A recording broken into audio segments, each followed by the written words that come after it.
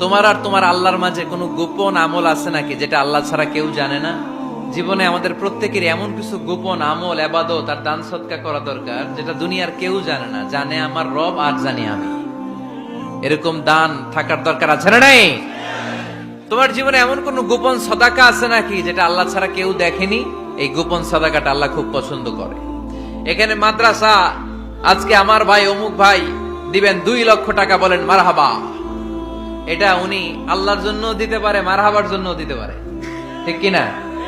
কিন্তু রাতের আধারে রাস্তার পাশ দিয়ে হেঁটে যাচ্ছেন, মসজিদের দান বাক্সটা লেখা, উপরে সাইনবোর্ডে লেখা মুক্ত হস্তে আল্লাহর ঘরের জন্য দান করুন। কেউ নাই, কাক পক্ষী নাই।